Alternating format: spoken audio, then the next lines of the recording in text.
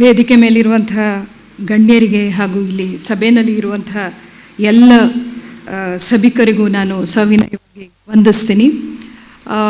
ನನ್ನ ಮೊದಲನೇ ಪ್ರಯತ್ನ ಇದು.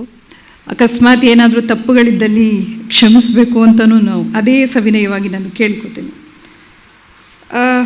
ನಾನು ಇತ್ತೀಚೆಗೆ ಆಫ್ರಿಕನ್ ವಿಚಾರ ಸಾಹಿತ್ಯವನ್ನು ಓದುವಂಥ ಒಂದು ಕ್ರಿಯೆಗೆ ತೊಡಗಿದ್ದಾಗ ಬಹಳಷ್ಟು ವಿಚಾರಗಳು ತಲೆಯಲ್ಲಿ ಇದ್ದವು. ಸೊ ಆಗ ಈ ಒಂದು ಪದ್ಯವನ್ನು ಓದುವಂತಹ ಸಂದರ್ಭ ಬಂದಾಗ ನನಗೆ ಬಹಳ ಬೇಗ ರಿಲೇಟ್ ಮಾಡ್ಕೊಳ್ಳೋದಕ್ಕೆ ಸಾಧ್ಯ ಆಯಿತು. ಸೊ ಹಾಗಾಗಿ ಗುಗಿವಾಂಗ್ ಥಿಯಾಂಗೋರವರ ದಬ್ಬಾಳಿಕೆಗೆ ಪ್ರತಿರೋಧ ಬುದ್ಧಿಜೀವಿಗಳ ಪಾತ್ರ ಅನ್ನುವಂಥ ಒಂದು ಲೇಖನದಲ್ಲಿ ಅವರ ಕೆಲವು ಪ್ರತಿಪಾದಿಸಿರುವ ವಿಚಾರಗಳು ಇಲ್ಲಿಗೆ ಒಂದು ಕವನ ಸಂಗ್ರಹನ ಅರ್ಥ ಮಾಡ್ಕೊಳ್ಳೋದಕ್ಕೆ ಭಾಳ ಉತ್ತಮ ದಾರಿಯನ್ನು ಮಾಡಿಕೊಡ್ತವೆ ಅನ್ನೋದು ನನ್ನ ಅನಿಸಿಕೆ. ಪ್ರತಿಭಟನಾ ಶಕ್ತಿಯಿಂದ ಮಾತ್ರ ದಮನದಿಂದ ಪಾರು ಮಾಡಲು ಸಾಧ್ಯ ಅಂತ ಅವರು ಪ್ರತಿಪಾದಿಸ್ತಾರೆ. ಒಂದು ಜನಾಂಗ ಉತ್ತಮ ಭವಿಷ್ಯ ರೂಪಿಸಲು ಅಲ್ಲಿನ ಮಕ್ಕಳ ಹೋರಾಟಕ್ಕೆ ಶಕ್ತಿ ತುಂಬಲು ಕಲಾವಿದರು, ಸೃಜನಶೀಲ ವ್ಯಕ್ತಿಗಳು ಶ್ರಮಿಸಬೇಕಾಗಿದೆ ಅನ್ನುವಂಥ ಹೊಣೆಗಾರಿಕೆಯನ್ನು ಸೃಜನಶೀಲ ಕಲಾವಿದರಿಗೆ ಮತ್ತು ಕವಿಗಳಿಗೆ ಅಥವಾ ಚಿಂತಕರಿಗೆ ಹೇರ್ತಾರೆ. ಅದು ಬಹಳ ಸೂಕ್ತವಾಗಿದೆ ಕೂಡ. ಸೊ ವಿಕಾಸ್ ಸರ್ ಅವ್ರನ್ನ ಕುರಿತು ಹೇಳೋದೇ ಆದರೆ, ಲೇಖಕರ ವಿಚಾರಕ್ಕೆ ದಲಿತರ ಹೋರಾಟದ ಹಾದಿಯಲ್ಲಿ ಇಂಥದ್ದೊಂದು ಬದ್ಧತೆಯನ್ನು ನಾವು ಗುರುತಿಸಬಹುದಾಗಿದೆ. ಸಾಹಿತ್ಯದ ಬೇರೆ ಬೇರೆ ಪ್ರಕಾರಗಳಲ್ಲಿ ಹಾಗೂ ದಲಿತ ಸಂಘರ್ಷ ಸಮಿತಿಯಲ್ಲಿ ಸಕ್ರಿಯವಾಗಿ ಅವರು ತೊಡಗಿಕೊಂಡಿರೋದು ನಾವು ಗಮನಿಸಬಹುದಾಗಿದೆ. ದಲಿತರ ಹೋರಾಟದ ಹಾದಿಯಲ್ಲಿ ಸಾಂಸ್ಕೃತಿಕ, ಸಾಮಾಜಿಕ, ರಾಜಕೀಯವಾಗಿ ಸಕ್ರಿಯವಾಗಿದ್ದು ಆ ಮೂಲಕ ಮಾನವೀಯ ಅಂತ ಕರೆಯಬಹುದಾದ ವ್ಯಕ್ತಿತ್ವ ಮತ್ತು ಸಮಾಜ ಇಬ್ಬರನ್ನೂ ರೂಪಿಸುವಲ್ಲಿ ಬದ್ಧತೆಯನ್ನು ಗುರುತಿಸಬಹುದು. ಒಂದು ಕಡೆ ಆಧುನಿಕ ಶಿಕ್ಷಣ, ಅಂಬೇಡ್ಕರರ ಬದುಕು ಮತ್ತು ವಿಚಾರಗಳ ಬೆಳಕಿನಲ್ಲಿ ಲೇಖಕರು ವೈಯಕ್ತಿಕವಾಗಿ ಒಂದು ಆತ್ಮಬಲವನ್ನು ಮತ್ತು ಅರಿವನ್ನು ರೂಢಿಸಿಕೊಂಡಿದ್ದಾರೆ. ಅದರಲ್ಲಿ ಯಾವ ತೊಡಕು ಇಲ್ಲ. ಅದೇ ಅರಿವು ಮತ್ತು ಆತ್ಮಬಲ ದಲಿತ ಸಮುದಾಯದ್ದು ಆಗಬೇಕು ಅನ್ನುವಂಥ ಹಂಬಲ ಈ ಕವಿತೆಗಳಲ್ಲಿ ಕಂಡುಬರ್ತಾ ಹೋಗುತ್ತೆ. ಅದಾದ ನಂತರ ಕಡೆಯದಾಗಿ ಮಿಕ್ಕೆಲ್ಲ ಜಾತಿ ಸಮುದಾಯಗಳು ಈ ಅರಿವನ್ನು ತಮ್ಮದಾಗಿಸಿಕೊಂಡು ಜಾತಿರಹಿತವಾದ ಸಮಾಜವನ್ನು ಕಟ್ಟುವ ಆಕಾಂಕ್ಷೆ ಹೊಂದಿದ್ದಾರೆ ಮತ್ತು ಅದು ಆಗುತ್ತಿಲ್ಲ ಎಂಬುದು ಪದ್ಯಗಳ ಆಕ್ರೋಶದ ಹಿನ್ನೆಲೆ. ಈ ಎಲ್ಲ ವಿಚಾರಗಳನ್ನು ನಾವು ಈ ಮುಂದೆ ಬರುವ 40 ಪದ್ಯಗಳಲ್ಲಿ ನೋಡ್ತಾ ಹೋಗ್ಬೋದು. ಆಳದಲ್ಲಿ ಸಾಮಾಜಿಕ ನ್ಯಾಯ ಏನು ಕೊಡುವಂಥ ಸ್ಥಾನದಲ್ಲಿ ಇದ್ದಾರೋ ಅವರು ನಿಷ್ಕ್ರಿಯರಾಗಿದ್ದಾರೆ ಅನ್ನೋದನ್ನು ಸಹ ಈ ಒಂದು ಪದ್ಯಗಳು ಬಿಂಬಿಸ್ತಾ ಹೋಗ್ತವೆ. ನಾನು ಓದಿನ ಒಂದು ಅನುಕೂಲತೆಗೋಸ್ಕರ ಕೆಲವು ವಿಭಾಗಗಳನ್ನು ಮಾಡ್ಕೊಂಡಿದ್ದೀನಿ. ಇಲ್ಲಿರುವಂಥ 40 ಕವಿತೆಗಳು ಬೇರೆ ಬೇರೆ ನೆಲೆಯಲ್ಲಿ ಆಯಾಮಗಳಲ್ಲಿ ಬೆಳೀತಾ ಹೋಗ್ತವೆ. ಇದರ ಬೆನ್ನುಡಿಯನ್ನು ಬರೆದಿರುವಂಥ ಮೂಡ್ನಾಕುಡು ಚಿನ್ನಸ್ವಾಮಿಯವರು, ಕಾವ್ಯದ ಮೂಲದಲ್ಲಿ ಜೀವನ ವಿಮರ್ಶೆ ಇದೆ, ಆದ್ದರಿಂದ ಆತ್ಮಾನುಸಂಧಾನ ಕವಿತೆಗಳಲ್ಲಿ ಇಲ್ಲಿ ಹೆಚ್ಚಾಗಿವೆ ಅನ್ನೋದನ್ನು ಗುರುತಿಸ್ತಾರೆ.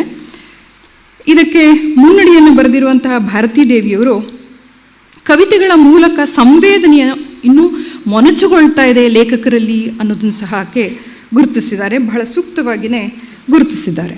ಇನ್ನು ಮೊದಲಿಗೆ ಅವರ ಐಕಾನಿಕ್ ಆಗಿರುವಂತಹ ಅಂಬೇಡ್ಕರನ ಕುರಿತು ಸಾಕಷ್ಟು ಕವಿತೆಗಳು ಇದರಲ್ಲಿ ಬರ್ತಾ ಹೋಗ್ತವೆ. ಅದರಲ್ಲಿ ಮೊದಲಿಗೆ ಬಾಬಾ ಸಾಹೇಬರಿಗೆ ಅನ್ನುವಂಥ ಮೊದಲ ಪದ್ಯ ಹೀಗಿದೆ.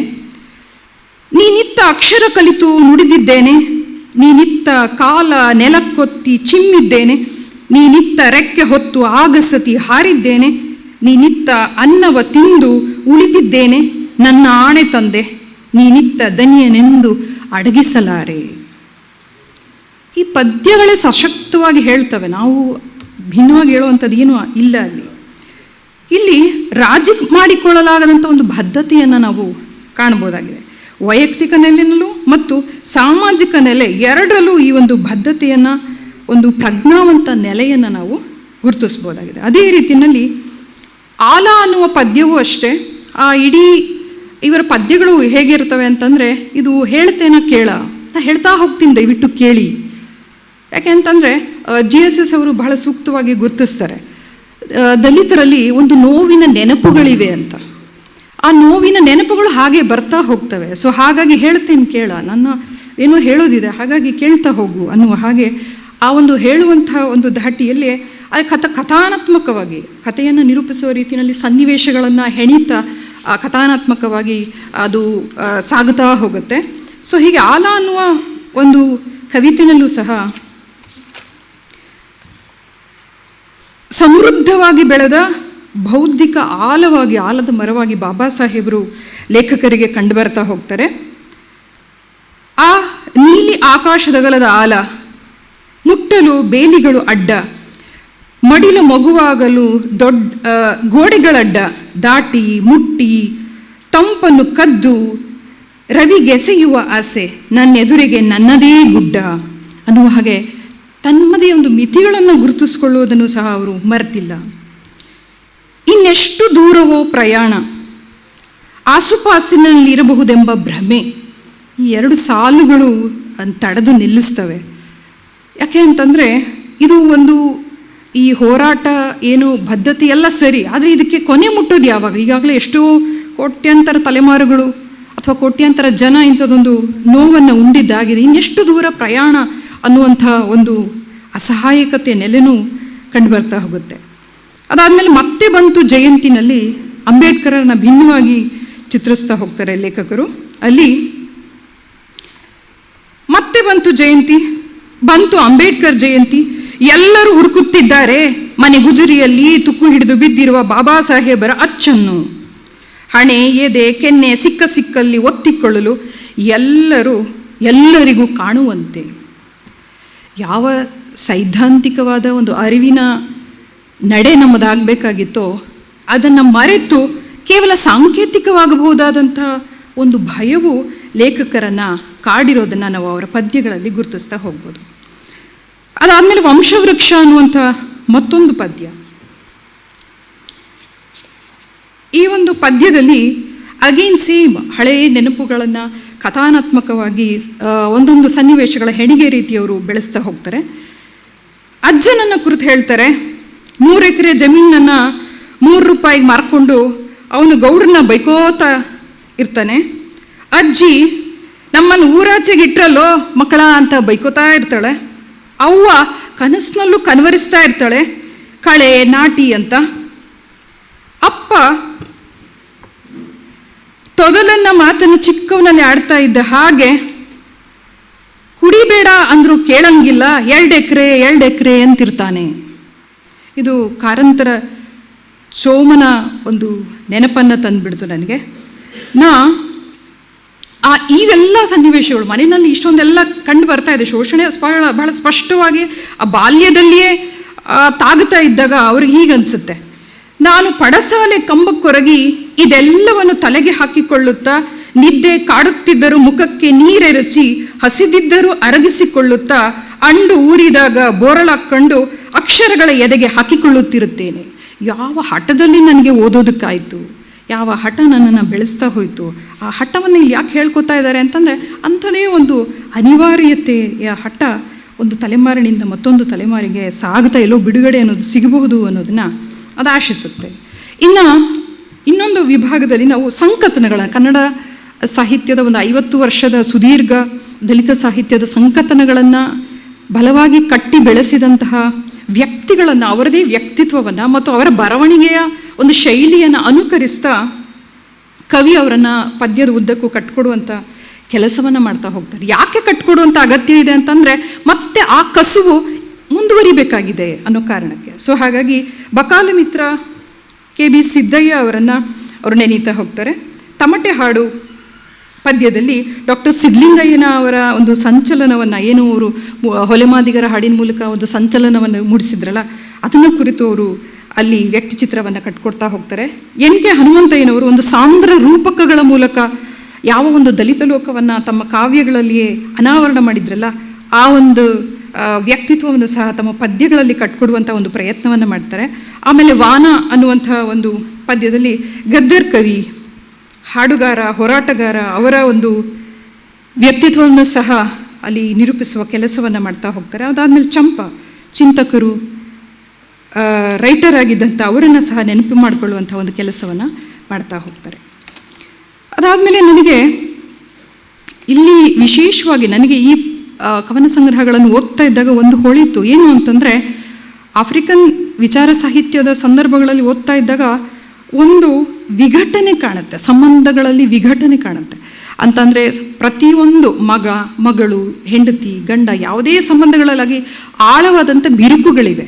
ಅವರು ಪ್ರೀತಿಸಲಾಗದಷ್ಟು, ತಮ್ಮನ್ನು ತಾವು ನೋಡಿಕೊಳ್ಳಲಾಗದಷ್ಟು ಅವಮಾನದಲ್ಲಿ ಬಿರುಕುಗಳನ್ನು ಹೊಂದಿದ್ದಾರೆ ಅಂಥೇಳಿ ಅವ್ರು ಭಾಳ ತಿಳಿದು ಬರ್ತಾ ಹೋಗುತ್ತೆ ಅವರ ಒಂದು ಸಾಹಿತ್ಯಗಳ ಅಥವಾ ವಿಚಾರ ಲೇಖನಗಳನ್ನು ಓದ್ತಾ ಇದ್ದಾಗ. ಆದರೆ ನಮ್ಮ ಕನ್ನಡ ಸಾಹಿತ್ಯದ ಸಂದರ್ಭಕ್ಕೆ ಬರ್ತಾ ಹೋದರೆ ಅದು ಭಿನ್ನ ನೆಲೆಯಲ್ಲಿ ನಾವು ಏನನ್ನು ಗುರುತಿಸ್ಬೋದು ಅಂತಂದರೆ, ಈ ಭಾವನಾತ್ಮಕ ನೆಲೆಯಲ್ಲಿ ಆತುಕೊಳ್ಳುವಿಕೆ. ಅಲ್ಲಿ ನಮ್ಮಪ್ಪ ಅಂಥೇಳಿ ಬಾಬಾ ಸಾಹೇಬ್ರನ್ನ ಆತ್ಕೊಳ್ತಾ ಇರುವಂಥದ್ದು, ಅಥವಾ ಅಕ್ಷರದವ ಸಾವಿತ್ರಿಬಾಯಿ ಪುಲೆಯವರನ್ನ ಕುರಿತು ಒಂದು ಪದ್ಯ ಇದೆ, ಅವ್ರನ್ನ ಅವ್ವನಾಗಿ ಬಿಂಬಿಸುವಂಥದ್ದು, ಅಥವಾ ತನ್ನ ತಾಯಿ ಅಥವಾ ತನ್ನ ಪರಂಪರೆಯ ಜನರ ಜೊತೆ ತನ್ನನ್ನು ಗುರುತಿಸ್ಕೊಳ್ಳೋದು. ಇವುಗಳೆಲ್ಲ ಭಾವನಾತ್ಮಕ ನೆಲೆಯ ಆತುಕೊಳ್ಳುವಿಕೆ ಇದೆಯಲ್ಲ, ಇದು ನಮ್ಮನ್ನು ಬೆಳೆಸ್ತಾ ಇದೆ ಅಂತ, ಅದು ನಮ್ಮ ಮೂಲ ಸ್ರೋತ, ಅದು ನಮ್ಮ ಮೂಲ ಶಕ್ತಿಯಾಗಿ ಬೆಳೆಸ್ತಾ ಇದೆ ಅನ್ನೋದು ನನ್ನ ಗಮನಕ್ಕೆ ಬಂತು. ಅದೊಂದನ್ನು ನಾನು ಹೇಳಬೇಕಾಯ್ತು. ಇನ್ನು ಸಂಘರ್ಷದ ಪದ್ಯಗಳು, ಈ ಪೂರ್ತಿಯಾಗಿರೋ 40 ಪದ್ಯಗಳು ಬೇರೆ ಬೇರೆ ಸಂಘರ್ಷದ ನೆನೆಯಲ್ಲಿ ತನ್ನನ್ನು ತಾನು ಬಿಚ್ಕೊಳ್ತಾ ಹೋಗ್ತದೆ. ಇಲ್ಲಿ ಬಲಾಢ್ಯರು ಮುಗ್ಧರನ್ನು ಒಂದು ನೆಲೆಯಲ್ಲಿ ನನಗಿಂತ ನೀನು ಭಿನ್ನ ಅಂತ ದೂರ ನಿಲ್ಲಿಸ್ತಾರೆ. ಅದಾದಮೇಲೆ ಅವರನ್ನು ತಗ್ಗಿಸುವಂಥ, ಸಾಂಸ್ಕೃತಿಕವಾಗಿ ಧಾರ್ಮಿಕವಾಗಿ ತಗ್ಗಿಸುವಂಥ ಕೆಲಸವನ್ನು ಮಾಡ್ತಾ ಹೋಗ್ತಾರೆ. ಅದಾದಮೇಲೆ ಅವನ ಆತ್ಮಬಲವನ್ನು ಕುಗ್ಗಿಸ್ತಾ ಹೋಗ್ತಾರೆ. ಅವ್ರು ಯಾವುದೇ ರೀತಿಯಲ್ಲಿ ಮೇಲೇಳಲಾಗದಂಥ ಒಂದು ಸ್ಥಿತಿಗೆ ಅವ್ರನ್ನ ತಳ್ಳಲ್ಪಟ್ಟಿರ್ತಾರಲ್ಲ, ಅವರಿಂದ ಅಲ್ಲಿ ರೆಕ್ಕೆಯನ್ನು ಮೂಡಿಸಿಕೊಂಡು ಹಾರುವಂಥ, ಮತ್ತೆ ಆತ್ಮಬಲವನ್ನು ಕಟ್ಟಿಕೊಳ್ಳುವಂಥ, ಮತ್ತೆ ಹೊಸ ಆಶಯಗಳನ್ನು ಬಿತ್ತಿಕೊಳ್ಳುವಂಥ ಅಗತ್ಯ ಇರೋದ್ರಿಂದ ಸಂಘರ್ಷಗಳ ಪದ್ಯಗಳು ಇಲ್ಲಿ ಏನಿದ್ದಾವೆ, ಆ ಸಂಘರ್ಷವನ್ನು ಮತ್ತಷ್ಟು ಕಾಯ್ದುಕೊಳ್ಳುವ ಅಗತ್ಯ ಇದೆ ಅವುಗಳಲ್ಲಿ ಅನ್ನೋದನ್ನು ನಾನು ಗುರುತಿಸ್ಕೊಂಡಿದ್ದೀನಿ. ಸೊ ಹಾಗಾಗಿ ದಲಿತರು ಅನ್ನುವಂಥ ಒಂದು ಪದ್ಯ ನನಗೆ ಬಹಳ ಮುಖ್ಯವಾದಂಥ ಪದ್ಯ ಅಂಥೇಳಿ ಅನಿಸ್ತಾ ಹೋಯಿತು.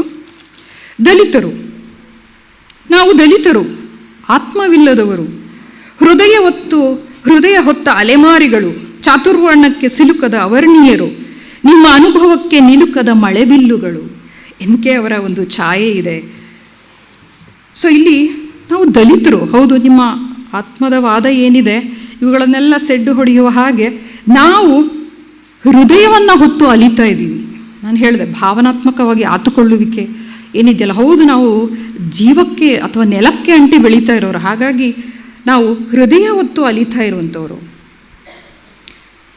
ಆ ಬಿಕ್ಕು ಅಪ್ಪಿದ ಘಮಲು, ದಾಸಿಯ ಮಗನ ಮಂಟಪ, ಸಾಹೇಬ ತುಂಬಿದ ಸ್ವಾಭಿಮಾನ, ಇವಿಷ್ಟ ನಮ್ಮೆಲ್ಲರ ಆಸ್ತಿ.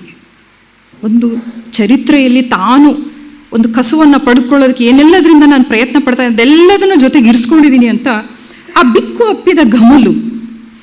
ಆ ಬಿಕ್ಕು ಅಂತಂದರೆ ಇಲ್ಲಿ ಬುದ್ಧನನ್ನು ಮತ್ತು ಅಂಬೇಡ್ಕರನ್ನ ಎರಡೂ ವಿಚಾರಗಳನ್ನು ನಾವು ನೆನಪು ಮಾಡ್ಕೊಳ್ಳೋದೇ ಆದರೆ, ಯಾವ ಸಾಮ್ರಾಜ್ಯವನ್ನು ತೊರೆದು ಗೌತಮ ಬುದ್ಧ ನಡೆದು ಹೋದ್ರಲ್ಲ ಒಂದು ಬಿಡುಗಡೆಯ ಕಡೆಗೆ, ಒಂದು ಹೊಸ ದಾರಿಯನ್ನು, ಹೊಸ ಬೆಳಕನ್ನು ಹುಡುಕೋದ್ರ ಕಡೆಗೆ, ಅಂಥ ಒಂದು ಆ ಒಬ್ಬ ಮಹಾನ್ ಬಿಕ್ಕು ಅಪ್ಪಿದ ಘಮಲು ನಮ್ಮ ಜೊತೆ ಇದೆ. ದಾಸಿಯ ಮಗನ ಮಂಟಪ, ಏನು 12ನೇ ಶತಮಾನದ ವಚನ ಸಾಹಿತ್ಯದ ಸಂದರ್ಭದಲ್ಲಿ ಒಂದು ಸಾಮಾಜಿಕ ಕ್ರಾಂತಿಯನ್ನು ಕಾಣ್ತೀವಲ್ಲ, ಅಂಥ ದಾಸಿಯ ಮಗನ ಮಂಟಪ. ಬಸವಣ್ಣನವರು ತನ್ನನ್ನು ತಾನು ದಾಸಿಯ ಮಗ ಅಂಥೇಳಿ ವಚನಗಳಲ್ಲಿ ಹೇಳ್ಕೊಳ್ತಾರಲ್ಲ, ಹಾಗೆ ಆ ದಾಸಿಯ ಮಗನ ಮಂಟಪ ನಮ್ಮ ಆಸ್ತಿ, ಸಾಹೇಬರು ತುಂಬಿದ ಸ್ವಾಭಿಮಾನ ನಮ್ಮ ಆಸ್ತಿ. ಇವಿಷ್ಟೇ ಅಂಥೇಳಿ ತಮ್ಮ ಸಾಂಸ್ಕೃತಿಕ ಪರಂಪರೆಯಿಂದ ಹೆಕ್ಕಿ ತಗೊಂಡಿರ್ತಾರೆ. ಹೂವಿನ ಪರಿಮಳದಂಥವರು ಅಸ್ಪೃಶ್ಯರೆಂದು ಹೀಗಳೆದು ಧರ್ಮಶಾಸ್ತ್ರಗಳ ಒದ್ದು ಇಲ್ಲಿ ಕೇರಿಯಲ್ಲೇ ನೆಲೆ ನಿಂತವರು. ನಾವು ಇಲ್ಲೇ ನೆಲೆ ನಿಲ್ತಾ ಇದ್ದೀವಿ. ನಮ್ಮ ಅಸ್ಮಿತೆಯನ್ನು ನಾವು ಇಲ್ಲಿಂದನೇ ಹುಟ್ಕೋತೀವಿ. ನಮಗೆ ಯಾವುದೋ ಕೀಳರಿಮೆಯೂ ಇಲ್ಲ. ನಾವು ಅದನ್ನೆಲ್ಲ ಮೀರಿದ್ದಾಗಿದೆ. ಪ್ರಜ್ಞಾವಂತ ಹೊಸ ತಲೆಮಾರುಗಳು ಬಂದಿದ್ದಾಗಿದೆ. ಹಾಗಾಗಿ ನಾವು ಕೇರಿಯಲ್ಲೇ ನಿಂತವರು ಅನ್ನುವಂಥ ಒಂದು ಅಸ್ಮಿತೆಯನ್ನು ಅಲ್ಲಿ ತೋರಿಸ್ತಾ ಹೋಗ್ತಾರೆ. ಹೌದು, ನಾವು ದಲಿತರು, ನಮ್ಮದೇ ಹಣೆ ಬರಹ ಬರೆದುಕೊಳ್ಳುವವರು. ಇದೊಂದು ಅಸ್ಮಿತೆಯ ಒಂದು ಎತ್ತರವನ್ನು ನಾವಿಲ್ಲಿ ಗಮನಿಸ್ಬೋದು. ನಮ್ಮದೇ ಹಣೆ ಬರಹವನ್ನು ಬರೆದುಕೊಳ್ಳುವವರು ನಮ್ಮ ಮುಟ್ಟಿ ಮನುಷ್ಯರಾಗಬಹುದು, ಸಂಕರಗೊಂಡು ಮನುಷ್ಯತ್ವಕ್ಕೆ ಏರಬಹುದು. ನಾವೀಗಾಗಲೇ ಮಣ್ಣಿಗಂಟಿದ ನಮ್ಮ ಬದುಕಿನಲ್ಲಿ ನಾವು ಹೃದಯ ಹೊತ್ತವರಾಗಿ ಒಂದು ಮಾನವೀಯ ಸೆಲೆಗಳ ಜೊತೆ ಇದ್ದೀವಿ. ಹಾಗಾಗಿ ನಾವು ಮನುಷ್ಯರು ಸಂಕರಗೊಂಡು ನೀವೂ ಮನುಷ್ಯತ್ವಕ್ಕೆ ಏರಬಹುದು. ಒಂದು ಅಸ್ಮಿತೆಯ ದೃಢೀಕರಣವನ್ನು ಇದು ಕೊಡ್ತಾ ಹೋಗುತ್ತೆ. ಸೊ ಮನುಷ್ಯತ್ವದ ಬೇರೆ ಮಜಲುಗಳನ್ನು ತೋರಿಸುವ ಶಕ್ತಿಯನ್ನು ಇದು ಪಡ್ಕೊಳ್ತಾ ಹೋಗುತ್ತೆ. ಕುದಿಯುವ ಕಣ್ಣೀರೂ ಅಷ್ಟೇ ಆವೇಶದ ಪದ್ಯವಾಗಿ ತಮ್ಮವರ ಕಥಾನಕಗಳನ್ನು ಬೇರೆ ಬೇರೆ ಸನ್ನಿವೇಶಗಳನ್ನು ಜೋಡಿಸ್ತಾ ಅದು ಸಾಗ್ತಾ ಹೋಗುತ್ತೆ. ನನಗೊಂದು ಹೆಸರಿಡಿ, ಇದೊಂದು ವಿಭಿನ್ನ ವ್ಯಂಗ್ಯವನ್ನು ನಮ್ಮ ಮುಂದೆ ತೆರೆದಿಟ್ಬಿಡುತ್ತೆ. ಬಹಳಷ್ಟು ಪದ್ಯಗಳನ್ನು ಓದ್ತಾ ಇದ್ದಾಗ ಅಸ್ವಸ್ಥಗೊಂಡೆ ನಿಜವಾಗ್ಲೂ. ಆಮೇಲೆ ಒಂದಿನ ಆ ಪದ್ಯಗಳನ್ನು ತೆಗೆದು ನನಗೆ ಓದೋದಕ್ಕಾಗಲಿಲ್ಲ. ಯಾವುದು ಅಂತಂದರೆ ಜೀವಂತ ಶವ ಅಂತ ಒಂದು ಪದ್ಯ ಇದೆ, ಅದಾದಮೇಲೆ ಹೇಳ್ತೇನೆ ನಾನು. ಸೊ ಹೀಗೆ ನನಗೊಂದು ಹೆಸರಿಡಿ ಅನ್ನುವಂಥ ವ್ಯಂಗ್ಯ ಇದೆಯಲ್ಲ, ಆ ವ್ಯಂಗ್ಯ ನೀವು ಕೊಟ್ಟಿರುವ ಐಡೆಂಟಿಟಿ ಏನಿದೆಯಲ್ಲ ಅದು ನಾನಲ್ಲ. ನನ್ನ ತಾಯಿಯ ಗರ್ಭದಲ್ಲಿ ನಾನು ಜೀವಾಡುವುದಕ್ಕೆ ಮುಂಚೆಯೇ ನೀನು ನಮಗಿತ್ತಂಥ ಒಂದು ಐಡೆಂಟಿಟಿ, ಅದರಲ್ಲಿ ನಮಗೆ ಸಮ್ಮತಿ ಇಲ್ಲ. ಅದರಲ್ಲಿ ಎಲ್ಲಿ ಹೋದಾಗಲೂ ಅದೇ ಐಡೆಂಟಿಟಿಯಿಂದ ಗುರುತಿಸ್ತೀರ. ನನಗಾಗಿ ಆ ಹೆಸರು ಬೇಕಾಗಿಲ್ಲ, ಬೇರೆ ಹೆಸರು ಕೊಡಿ. ನನ್ನದೇ ಆದಂಥ ಒಂದು ಐಡೆಂಟಿಟಿಯ ಹೆಸರು ನನಗೆ ಬೇಕಾಗಿದೆ. ಅದು ಇಲ್ವಾ ನಿಮ್ಮ ಹತ್ರ? ನೀವು ಮನುಷ್ಯರಾ ಅಂಥೇಳಿ ಅದು ಪ್ರಶ್ನೆಯನ್ನು ಮಾಡುತ್ತೆ. ಅದಾದಮೇಲೆ ಹಸಿವಿಗೂ ಹಲ್ಲಿದೆ. ಎಷ್ಟು ಅಂತ ಹಸಿವನ್ನ ಶೋಷಣೆಯನ್ನು ಸಹಿಸ್ಕೊಳ್ತಾ ಹೋಗೋದು, ಆ ಹಸಿವಿಗೂ ಹಲ್ಲಿದೆ ಮಾರಾಯರೆ ಅನ್ನುವಂಥ ಒಂದು ಎಚ್ಚರವನ್ನು ಆ ಒಂದು ಕವಿತೆ ಕೊಡ್ತಾ ಹೋಗುತ್ತೆ. ಇನ್ನು ಅಸ್ಮಿತೆಯ ಪದ್ಯಗಳು ಭಾಳ ಈ ಅಸ್ಮಿತೆಯ ಪದ್ಯಗಳು, ಮೊದಲನೇದಾಗಿ ಸ್ವಾಭಿಮಾನಿ ಅನ್ನುವಂಥ ಒಂದು ಪದ್ಯ. ಅದು ನೀನು ದೇವಾಲಯಕ್ಕೆ ಬಾ ಅಂದಾಗ ಬರಬೇಕು, ಹೋಗು ಅಂದಾಗ ಹೋಗಬೇಕು, ನೀ ಹೇಳಿದಾಗ ಬರೋಕ್ಕೆ, ಬೇಡ ಅಂತಂದಾಗ ಹೋಗೋಕ್ಕೆ ನನ್ನೇನು ಗುಲಾಮ ಅಂತ ತಿಳಿದಿದ್ಯಾ ಅಂಥೇಳಿ ಅದು ನೇರವಾಗಿ ಪ್ರಶ್ನೆಯನ್ನು ಮಾಡುತ್ತೆ. ಮತ್ತು ನಾನು ಬುದ್ಧನ ಈ ಒಂದು ಧರ್ಮದಲ್ಲಿ ಲೀನವಾಗ್ತೀನಿ, ನನ್ನಲ್ಲೇ ನಾನು ಒಂದು ಬೆಳಕನ್ನು ಕಂಡುಕೊಳ್ಳೋಷ್ಟು ಸಶಕ್ತತೆಯನ್ನು ನಾನು ಪಡ್ಕೊಂಡಿದ್ದೀನಿ ಅಂಥೇಳಿ ಆ ಸ್ವಾಭಿಮಾನ ಕವಿತೆ ಹೇಳುತ್ತೆ. ಇನ್ನು ಕನ್ನಡತನದ ಒಂದು ಐಡೆಂಟಿಟಿಯ ಪ್ರಶ್ನೆಗೆ ಬಂದಾಗ, ಯಾವ ಒಂದು ಸಾಂಸ್ಕೃತಿಕವಾಗಿ ಈಗಾಗಲೇ ಪ್ರಬಲವಾಗಿದ್ದ ಸಮುದಾಯದವರು ಆ ಭಾಷೆಯನ್ನು ಯಾವ್ಯಾವ ಅರ್ಥದಲ್ಲಿ ಬಳಸಿದ್ರು, ಅವುಗಳನ್ನೆಲ್ಲ ಆಯಾಮಗಳನ್ನು ಮೀರಿ ನಮ್ಮದೇ ಆದಂತಹ ಒಂದು ಆಯಾಮದಲ್ಲಿ ಕನ್ನಡವನ್ನು ಕಂಡುಕೊಳ್ಳುವಂಥ ಕೆಲಸ. ಆ ಒಂದು ಪದ್ಯದಲ್ಲಿ ಕನ್ನಡ ಅಂತಂದರೆ ಕೊರಬಾಡು ಅನ್ನುವ ಹಾಗೆ ಹೊಸ ಒಂದು ಆಯಾಮದಲ್ಲಿ ಅದನ್ನು ತಂದು ನಿಲ್ಲಿಸ್ತಾ ಹೋಗ್ತಾರೆ. ನಮ್ಮ ಆಹಾರ ಸಂಸ್ಕೃತಿ ಮತ್ತು ಭಾಷೆ ಇವೆರಡರ ನಡುವಿನ ರಾಜಕಾರಣವನ್ನು ಮುರಿದು ಕಟ್ಟುವಂಥ ಕೆಲಸಗಳನ್ನು ನಾವು ಹಲವು ಪದ್ಯಗಳಲ್ಲಿ ಗುರುತಿಸ್ಬೋದು. ಇನ್ನು ಹೊಲೆಮಾದಿಗರ ಹೋಟೆಲ್ಲು 21ನೇ ಶತಮಾನದವರು. ಈ ಕವಿತೆಗಳು ಅಷ್ಟೇ 19ನೇ ಶತಮಾನದಲ್ಲಿ ಯಾರಿದ್ರು ಅವ್ರು ಏನು ತಗ್ಗಿ ಬಗ್ಗಿ ನಡೀತಾ ಶೋಷಣೆಗೆ ಅಂತ ಅಂದು ಮುನ್ಸಾಗ್ತಾ ಇದ್ರು. ಹಾಗಲ್ಲ, 20ನೇ ಶತಮಾನದವರು ಹಾಗೂ ಅಲ್ಲ, ನಾವು 21ನೇ ಶತಮಾನದವರು, ನಾವು ಎಚ್ಚೆತ್ತ ಪ್ರಜ್ಞೆಯವರು ಅನ್ನುವಂಥ ಒಂದು ಆತ್ಮಬಲವನ್ನು ಎತ್ತಿ ಹಿಡಿಯುವಂಥ ಕವಿತೆಗಳನ್ನು ನಾವು ಅಸ್ಮಿತೆಯ ಪದ್ಯಗಳ ಹಿನ್ನೆಲೆಯಲ್ಲಿ ಗುರುತಿಸ್ತಾ ಹೋಗ್ಬೋದು. ಇನ್ನು ವರ್ತಮಾನಕ್ಕೆ ಸ್ಪಂದಿಸುವಂಥ ಸಾಕಷ್ಟು ಕವಿತೆಗಳನ್ನು ನಾವಿಲ್ಲಿ ಗುರುತಿಸ್ತಾ ಹೋಗ್ಬೋದು. ಹಿಂದೂ ನಾವೆಲ್ಲ ಒಂದು, ಯಾವ ಅಜೆಂಡಾವನ್ನು ಬಿಡಿಸಿ ಆ ವ್ಯೂಹ ಹೇಗಿರುತ್ತೆ ಅಂಥೇಳಿ ಸನ್ನಿವೇಶಗಳ ಕಥಾನಾತ್ಮಕವಾದಂಥ ಒಂದು ಹೆಣಿಗೆಯ ಮೂಲಕ ಆ ಓದುಗರಿಗೆ ಅದನ್ನ ಹೇಳ್ತಾ ಹೋಗ್ತಾರೆ. ಹೊಸದಾಗಿ ಅದನ್ನು ಓದುವವರೆಗೂ ಅರ್ಥ ಆಗಬೇಕು, ಈಗಾಗಲೇ ಗೊತ್ತಿರೋರ್ಗೂ ಅದು ಸ್ಪಷ್ಟವಾಗಬೇಕು. ಹೀಗೆ ಹಿಂದೂ ನಾವೆಲ್ಲ ಒಂದು ಆ ಅಜೆಂಡಾ ಎಷ್ಟು ಏನು ಅಮಾನವೀಯ ಆಗಿರುವಂಥದ್ದು ಅನ್ನುವ ನೆಲೆಯಲ್ಲಿ ನಮಗೆ ಅದನ್ನು ತೋರಿಸ್ತಾ ಹೋಗುತ್ತೆ. ಇನ್ನು ಬಹುತ್ವ ಅನ್ನುವಂಥ ಇನ್ನೊಂದು ಪದ್ಯ ಈಗ ನಮಗೆ ಅಗತ್ಯವಿರುವಂಥದ್ದನ್ನು ಸೂಚಿಸ್ತಾ ಹೋಗುತ್ತೆ. ಬಹುತ್ವದ ನೆಲೆಯನ್ನು ನಾವು ಗ್ರಹಿಸಿದ್ದೀವಿ, ಆ ಬಹುತ್ವ ಅನ್ನುವಂಥದ್ದು ನಮ್ಮ ಶಕ್ತಿಯಾಗಬೇಕು ಅನ್ನುವ ಹಿನ್ನೆಲೆಯಲ್ಲಿ ಆ ಬಹುತ್ವದ ಅರಿವನ್ನು ಮಾಡಿಸುವಂಥ ಪದ್ಯವನ್ನು ನಾವಿಲ್ಲಿ ಕಾಣ್ತಾ ಹೋಗ್ಬೋದು. ಇನ್ನು ಯುದ್ಧ ಅನ್ನುವಂಥದ್ದು ಯುದ್ಧ ವಿರೋಧಿ ನೆಲೆಯಲ್ಲಿ ನಿಲ್ಲುವಂಥ ಕವಿತೆಯಾಗಿ ಬರುತ್ತೆ. ಇನ್ನು ಆಯುಧ ಅನ್ನುವಂಥದ್ದು ಬಹಳ ವಿಶಿಷ್ಟ ರೂಪಕಗಳ ಮೂಲಕ ನಮ್ಮ ಗಮನವನ್ನು ಸೆಳೆಯುತ್ತೆ. ಆಯುಧ ಕವಿತೆ. ಆಯುಧ ಇಲ್ಲಿ ಏನು ಹೇಳಕ್ಕೆ ಹೊರಟಿದ್ದಾರೆ ಅಂತಂದರೆ, ಒಂದು ಜೀವ ಸಂವೇದನೆ ಮರೆತಿದ್ದಾನೆ ಮನುಷ್ಯ. ಆದರೆ ಅಕಸ್ಮಾತ್ ಆ ಆಯುಧಗಳಿಗೆ ಆ ಜೀವ ಸಂವೇದನೆ ಅನ್ನೋದು ಇದ್ದಿದ್ರೆ ಹೇಗೆ ವರ್ತಿಸ್ತಾ ಇದ್ವು ಅನ್ನೋದನ್ನು ಅಲ್ಲಿ ಕಟ್ಕೊಡುವಂಥ ಪ್ರಯತ್ನವನ್ನು ಮಾಡ್ತಾ ಹೋಗ್ತಾರೆ. ಅಲ್ಲಿ ಗಾಳಿಯಲ್ಲಿ ತೂರಿ ಬಿಡುವ ಕ್ಷಿಪಣಿಗಳಿಗೆ ಜೀವ ಬಂದಿದ್ದರೆ ಆಗಸದಲ್ಲಿಯೇ ಆತ್ಮಹತ್ಯೆ ಮಾಡಿಕೊಳ್ಳುತ್ತಿದ್ದವೇನೋ. ಇಲ್ಲಿ ಹೆತ್ತವರ ಕೈಯಲ್ಲಿ ಹಗ್ಗ ಕುಡಿ ಗಂಟಲು ಉಸಿರಾಡಲೆಂದು ಹರಿದು ಬೀಳುತ್ತಿತ್ತೋ ಏನೋ. ಅಲ್ಲಿ ನಡುರಾತ್ರಿಯಲ್ಲಿ ಹಾರಿ ಬಿಡುವ ಬಾಂಬುಗಳಿಗೆ ರೆಕ್ಕೆ ಬಂದಿದ್ದರೆ ಹಾರುತ್ತಲೇ ಜೀವ ಬಿಡುತ್ತಿದ್ದವೇನು? ಅಲ್ಲಿ ಮುಂಜಾವು ಸುರಿಸುವ ಬುಲೆಟ್ಗಳಿಗೆ ಮಾತು ಬಂದಿದ್ದರೆ ಓಡಿ ಹೋಗಿ ಓಡಿ ಹೋಗಿ ದಾರಿ ಬಿಡಿ ಎಂದು ಕೂಗುತ್ತಿದ್ದವೇನೋ? ಹೀಗೆ ಕಡೆಯದಾಗಿ ಅವರು ಹೀಗೆ ಒಂದು ಅಂತ್ಯವನ್ನು ಆ ಒಂದು ಪದ್ಯಕ್ಕೆ ಕೊಡ್ತಾ ಹೋಗ್ತಾರೆ, ನಿಲುವನ್ನು ತಳಿತಾ ಹೋಗ್ತಾರೆ. ಏನು ಮಾಡುವುದು? ಆಯುಧಗಳ ಬಿಡದೆ ಬಳಸುವ ಅವರೆದೆಗೂಡಲ್ಲಿ ಹೃದಯವನ್ನು ಹೇಗೆ ಬಿತ್ತುವುದು? ಹೃದಯಹೀನರು, ಅವರ ಎದೆಗೆ ನಾವು ಈ ಹೃದಯವನ್ನು, ಯಾವ ಕಸುವನ್ನು ಪಡೆದುಕೊಂಡು ನಾವು ನಮ್ಮ ಅಸ್ಮಿತೆಗಳನ್ನು ಪಡ್ಕೊಳ್ತಾ ಬೆಳೀತಾ ಇದ್ದೀವಲ್ಲ, ಈ ಒಂದು ಹೃದಯವನ್ನು, ಮಾನವೀಯ ಮೌಲ್ಯದ ಈ ಹೃದಯವನ್ನು ಹೇಗೆ ತಗೊಂಡು ಹೋಗಿ ನಾವು ಬಿತ್ತೋದು ಅನ್ನುವ ಹಾಗೆ ಆ ಆಯುಧ ಪದ್ಯ ಹೊಸ ರೀತಿಯಲ್ಲಿ ನಮಗೆ ಬಿಚ್ಕೊಳ್ತಾ ಹೋಗುತ್ತೆ. ಇವನ್ನ ಜೀವಂತ ಶವ ಅನ್ನುವಂಥ ಪದ್ಯ ಬಹಳ ಕಾಡುತ್ತೆ. ಯಾಕೆ ಅಂತಂದರೆ, ಒಬ್ಬ ಕವಿ ಒಂದು ದಿನ ಮನೆಯಲ್ಲಿ ಸುಮ್ಮನೆ ಇರ್ತಾರೆ, ಅಲ್ಲಿಯ ಪೀಠೋಪಕರಣಗಳು ವಸ್ತುಗಳು ಬಿದ್ದ ಹಾಗೆ ತಾನೂ ಬಿದ್ದುಕೊಂಡಿದ್ದೀನಿ, ಆದರೆ ನಾನು ಶವವಾಗಿದ್ದೀನಿ,